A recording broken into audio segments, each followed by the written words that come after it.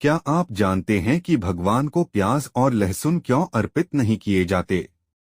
इसका कारण सुनकर आप हैरान रह जाएंगे। हिंदू धर्म में यह मान्यता बहुत प्राचीन मानी जाती है कि भगवान के भोग में प्याज और लहसुन का प्रयोग नहीं होता। न मंदिरों में, न व्रत उपवास में, और न ही किसी शुभ या मांगलिक अवसर पर। अधिकांश लोग इसे सिर्फ परंपरा मानते हैं, लेकिन इसके पीछे एक गहरी पौराणिक कथा जुड़ी हुई है। यह कथा जुड़ी है समुद्र मंथन से। जब देवताओं और असुरों ने मिलकर समुद्र का मंथन किया, तब अमृत कलश प्राप्त हुआ। अमृत का वितरण करने के लिए भगवान विष्णु ने मोहिनी रूप धारण किया। सभी देवता एक पंक्ति में बैठकर अमृत पाने की प्रतीक्षा कर रहे थे। उसी समय छलपूर्वक दो असुर राहु और केतु देवताओं के बीच आकर बैठ गए।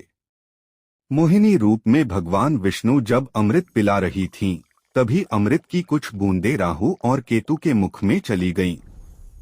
लेकिन जैसे ही भगवान विष्णु को उनका छल समझ में आया, उन्होंने तुरंत अपने सुदर्शन चक्र से उनका सिर धड़ से अलग कर दिया।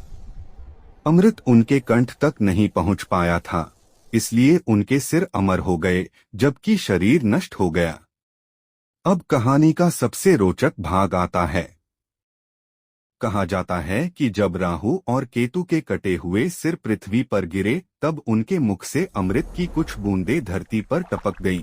उन्हीं बूंदों से प्याज और लहसुन की उत्पत्ति हुई। इसी कारण इन्हें साधारण सब्जी नहीं, बल्कि औषधि माना गया। ये शरीर को बल देते हैं और रोगों से लड़ने की क्षमता बढ़ाते हैं। लेकिन धार्मिक दृष्टि से इन्हें शुद्ध नहीं माना जाता, क्योंकि इनकी उत्पत्ति असुरों से जुड़ी मानी जाती है। लोक मान्यता के अनुसार प्याज और लहसुन का अधिक सेवन करने से शरीर तो मजबूत होता है, लेकिन मन और बुद्धि पर तामसिक प्रभाव बढ़ता है। यानी व्यक्ति में क्रोध, आलस्य और नकारात्मक प्रवृत्तियां बढ़ सकती हैं। अब सवाल यह है, क्या प्याज और लहसुन खाना चाहिए या नहीं? यह आपके विचार, आस्था और जीवन शैली पर निर्भर करता है। आप इस बारे में क्या सोचते हैं? अपनी राय नीचे कमेंट में जरूर बताइए।